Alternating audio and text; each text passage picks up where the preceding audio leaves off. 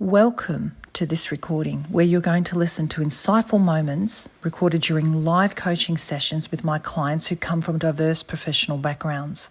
And if you like what you hear today, please share it with your friends and colleagues. And remember to hit the subscribe button now and ensure that you never miss any other episode. Thank you. So how do we speak to ourselves in a way that gives us confidence?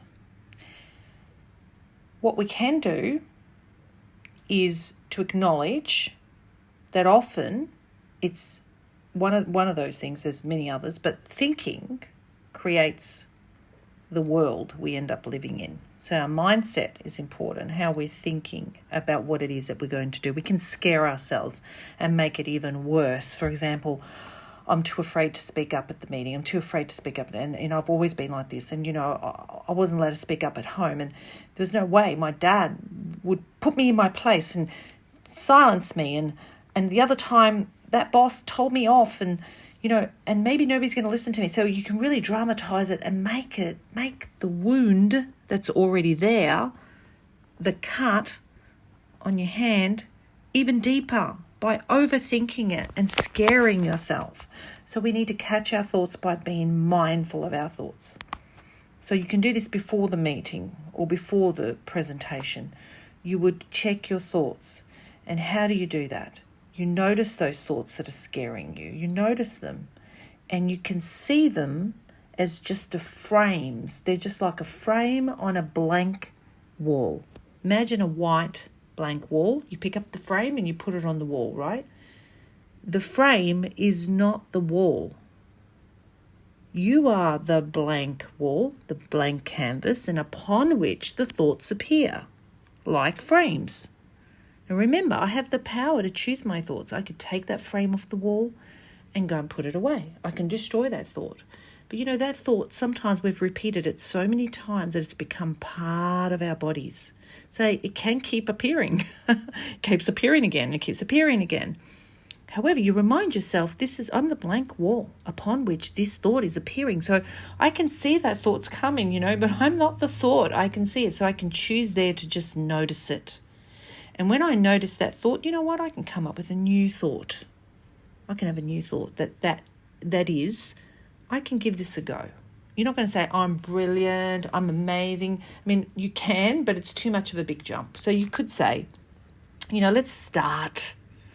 Let's just give it a go. Something's better than nothing. That's what I always say. Something's better than nothing. Just give it a go. Who knows? I might be surprised. I'll just gradually put my hand up and say, I need to say something. And even though I'm flushing red and I'm panicking and my heart's beating fast, I'm going to put my hands up and I just want to say something. You see, even with your eyes and with your hands, you're gesturing, can pose, I need to say something, everybody. And even if it's just a little bit, you're going to help yourself gradually create a new thought that I can do this. Not big ones, like I'm just going to become a TED talker.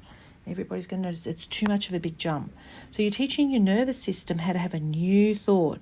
Now, while you're going through this trauma and sometimes nervousness, your breathing becomes out of balance. Because when our nervous system is under threat, because it's believing this thought that's been there for so long and it's trying to keep you safe. It's not bad. It's not trying to do anything bad to you. It's trying to keep you safe. It's trying to make sure you matter. And it's trying to make sure you belong and don't get rejected, okay? It's there since you were a child.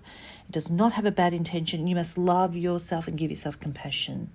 Lots of love, self-compassion. Not like, why do I do that?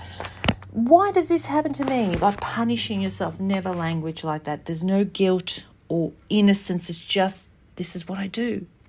I don't have to be good, and I don't have to be bad. Let's not go on that ride of guilt and innocence, because otherwise we're going to fluctuate. If you want to be innocent all the time and fantastic and great, then there has to be the bad, has to be there too, because you're trying to get away from bad, right? So these thoughts are just thoughts. They're just coming and going. They're not bad. They're not good. They're just, is that what I want? Is that my end result? So come back to your breathing and regulate your nervous system with your breath, which is a meditation in itself. Meditation is good because it brings stillness, reminds you of the blank wall. The breath is deep in your belly. Just feeling the breath, the rise and the fall, deep in the belly.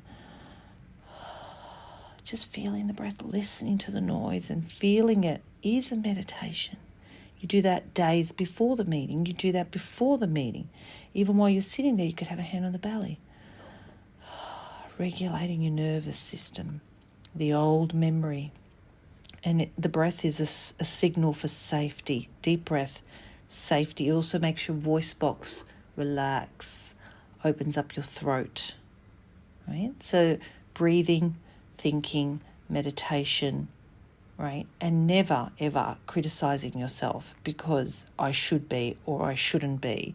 It is what it is, and it cannot be anything else. And I think that's the relief, that it is what it is, it cannot be anything else. And I'm working on it. I'm developing, I'm growing, I'm learning a lesson through this.